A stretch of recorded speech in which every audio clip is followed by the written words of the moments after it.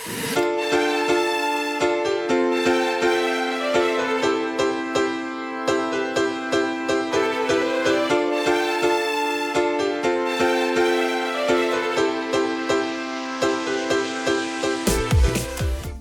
everyone. Today's interview is a big one.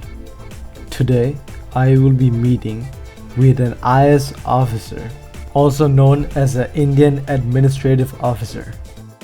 Mr. Thavasilan is an influential individual in Kohima, Nagaland. He is also the Principal Director of the Directorate of School Education in the region. He has done a lot of work in the education department.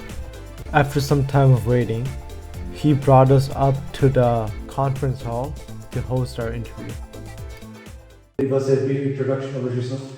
Yeah, my name is Thavaseelan. I'm an Indian Administrative Service Officer of the 2012 batch, born in Nagaland. So I'm currently posted as the Principal Director of School Education, the Project Director of NECTAR, which is a World Bank-funded project under school education, and also the CEO of the State Health Authority. Yeah, so I've been here since 2014, so it's been a good 10 years. Yeah, Nagaland is second home virtually. Wow, very nice. So I know NECTAR is a very special project. I've read about it on your website. Can you explain to us its main goal and mission? Sure. So NECTAR expands its Nagaland Enhancing Classroom Teaching and Resources. So it's a project that's funded by the World Bank, first of its kind in the Northeast in the education space. It has two broad objectives. One is to improve the school governance in schools across the state.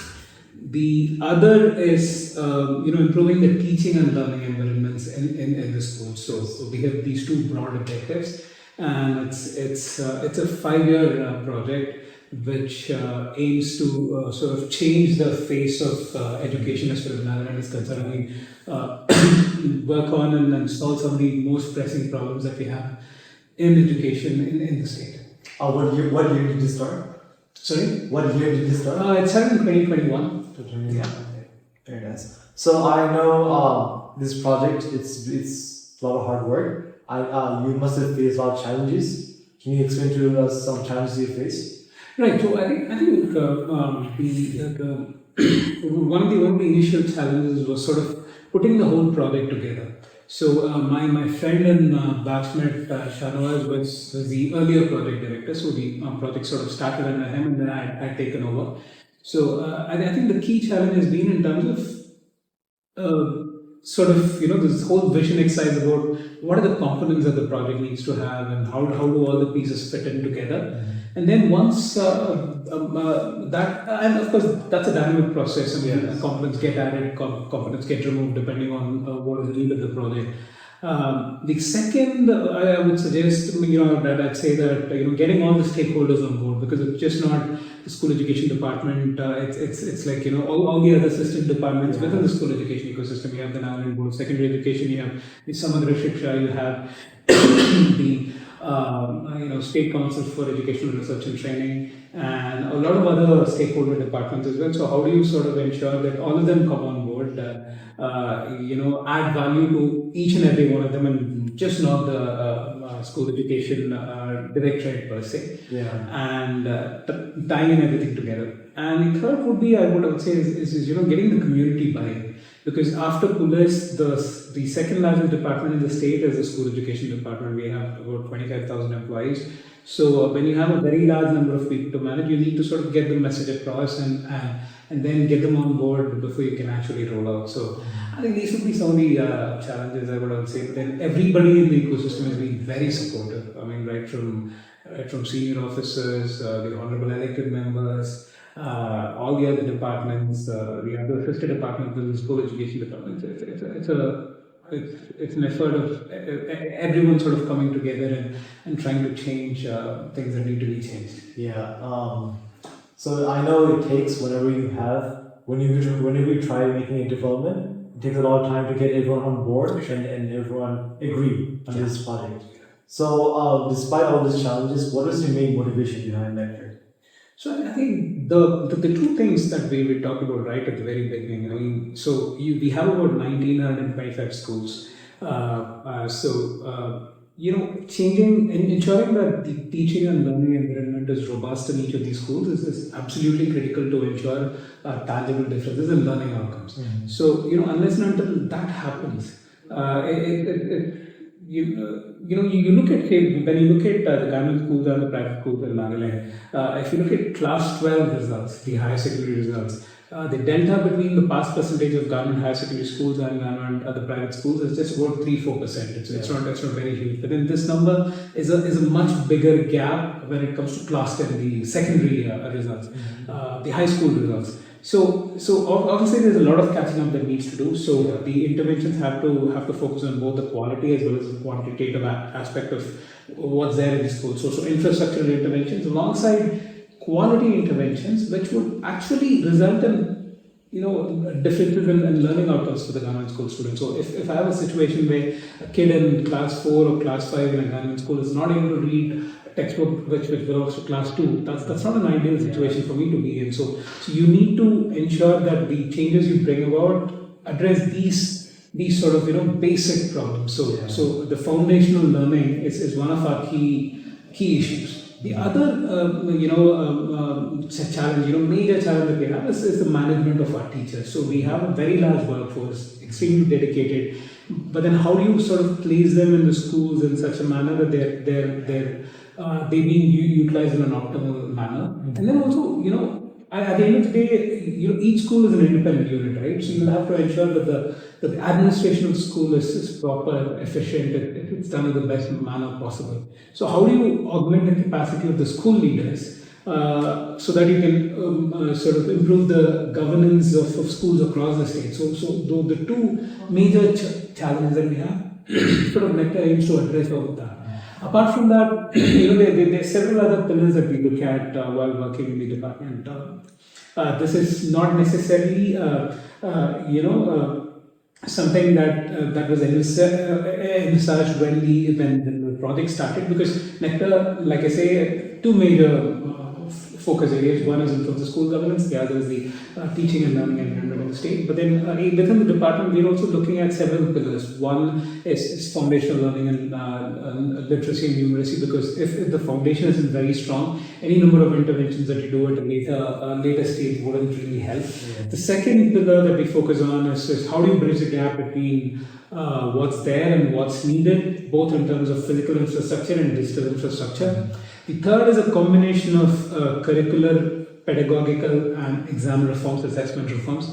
The fourth is a focus on vocational education, because Nagaland being a state where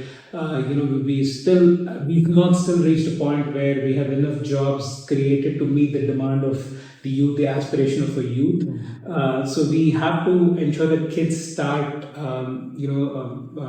they sort of become job creators rather than job takers. Yes. So there's a lot of focus on vocational education, and the fifth focus area for us is inclusive education. So how do I ensure that a kid who is differently able has the same opportunities as a kid who is not differently able, right? So some of these pillars, foundational learning, the digital infrastructure, the physical infrastructure, gap bridging, plus NECTAR is doing a lot in assessment reforms and pedagogical reforms. So some of these focus areas are also being served by NECTAR. Yeah. So I think once you're trying to solve something that can change the face of education and in a certain sense the fate of the state itself, because today's children are tomorrow's leaders. So if you ensure that they sort of given the right grounding, they're given the right opportunities, things would change massively. So that's what keeps you going on a daily basis. Yeah, because I believe that to change a nation, you need to change the education system. Correct. So I think you're tackling a very big problem, but a very needed problem. Correct. So I have also read about the lighthouse school complexes. Sure. So can you explain a bit more about it? Right. So the national education policy for the longest time has been talking about school complexes. So essentially, when we talk about lighthouse school, it essentially is a government higher secondary school, which is a school which has till class 12, and then or a government high school which has till class 10. A government high secondary school or a government high school is chosen as a hub school. And then all the other schools in its vicinity, it could be another government high secondary school, it could be a government high school, it could be a government middle school or a government primary school. they sort of become the spoke schools.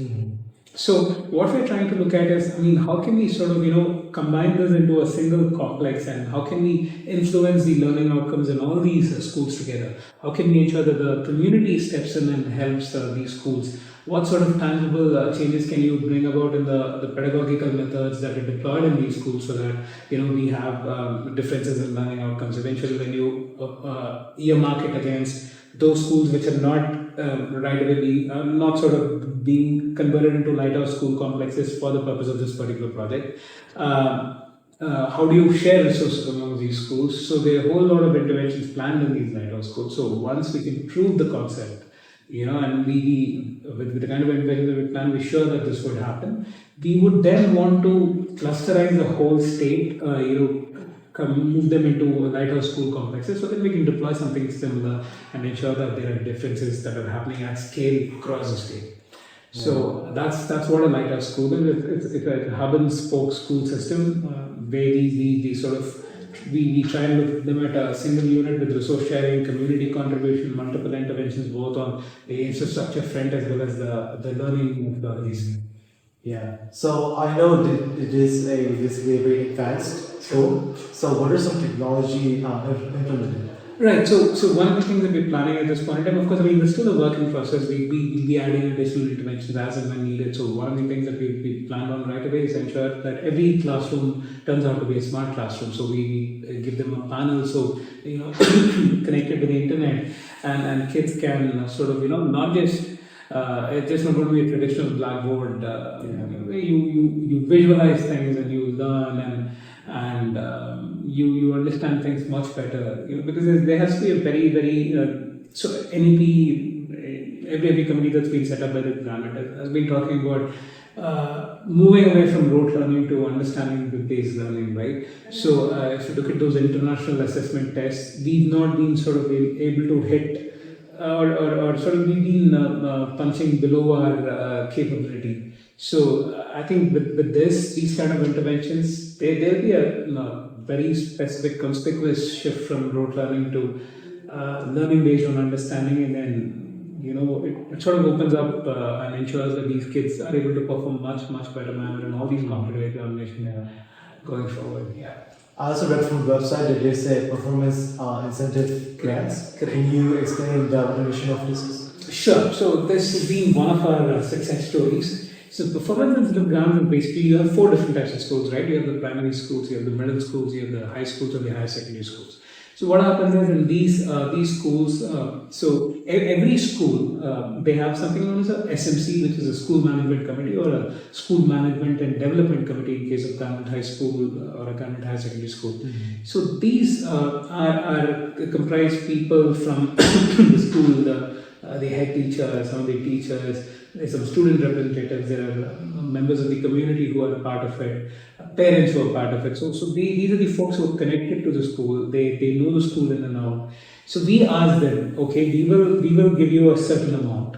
Yeah. Can you know what the school needs the most? Can you bring about those interventions? Can you make the changes in the school? So this has been a runaway hit for us. So every primary school gets the total amount of 3 lakh Indian rupees. The middle school gets 6 lakh rupees, high school gets 8 lakh rupees, and higher secondary school gets 10 lakh rupees or 1 million rupees. So this amount is given to them in 4 installments over a period of 2 years. So there are certain interventions which are not allowed under PIG. You're not allowed to make buildings. Major civil works are not allowed. You are sort of allowed, say for example, some of the schools have taken a painting of the school, some of them have changed their roofs, some of them have converted the classrooms into, a visual aid for learning, the concept known as building as a learning aid. Mm-hmm. The schools that have bought, they've solarized themselves, they've bought inverters, whatever that child-friendly furniture is, they've bought benches, desks. So we told them, okay, this is the amount, you tell us what you want to do. So you submit your plan, we will go through it. Once we clear it, you go ahead and execute it. We transfer the money directly to you. Please ensure that it's done. The other thing, so the community, this is the first time that the community is being given full freedom to do whatever they want, basis what the school needs the most, and they're given complete freedom to implement it. The fund is completely given to them. So they've been extremely proactive. They've been very elated, and you have a situation now where the community has stepped up and in many cases matched or even exceeded the contribution the funds that we've given. So they've come in and contributed in the form of skilling the kids, taking them to newer places for sort of helping them expand their knowledge. The places where if under the performance grants, if the school has bought 5 computers, the community has contributed another 5 computers. So they have been able to, they've contributed free labor, they've contributed building construction materials for minor civil works. So they've been able to match, and in some cases exceed, but they've been very proactive and have taken a very active role in ensuring that the PIG is being used in the best manner possible to change the face of school. Yeah, that's very nice. Can I ask one question? Where is the funding coming from this? The World Bank. So the World Bank, the funding that's available in the World Bank, a certain portion has been kept for the performance engineer class. Okay, that's very nice. So I know this project will start in 2021. Sure. So after the 5 years, what are your plans for the future and how are you going to sustain? Right. So that's something that we're working on alongside. So all the systems that we're putting in place, we are looking at it from a sustainability point of view. So there could be some components where the state government will have to pitch in and allocate some funds, but then a lot of others we are ensuring that either there is a good amount of warranty even beyond the project period in some cases. In other cases, it would be getting in the manpower ready, trained and recruited so that it can take over as and when the project period ends. And simultaneously talking to the government about places where provisioning needs to be made for funds. So that's how we're trying to ensure that this project continues, uninterrupted after the project period ends as well. Yeah, that's very nice. So just before we wrap this interview up, I just have one question. So I know this takes a lot of work.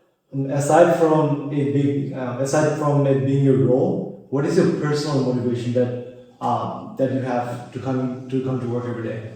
Sure, I mean, this, the service, the Indian administrative service, the civil services in India, I think it's for anyone, I mean, it's an opportunity to serve very large number of people. I mean, by virtue of being the most populous nation on the planet, you have an extremely large number of people who still need a lot of things to be done.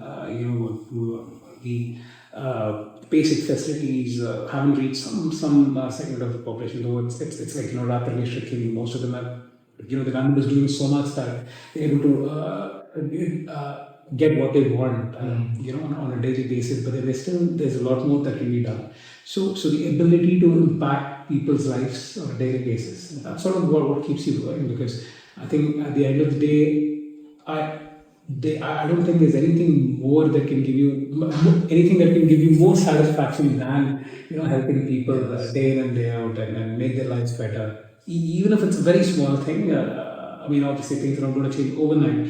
But then you know that you're there contributing every single day to make someone somewhere smile and be happy. Yeah. So I think there's no greater satisfaction. Yeah, I believe no matter what career path you choose, everyone has a social responsibility to bring back to the environment and to the community. So thank you so much. I know you're super busy today. So thank you so much for giving this us a time. Yeah. And I think we can conclude our interview. Sure. It was great speaking with Mr. Thavasilan. Make sure to check out tomorrow's video. See you.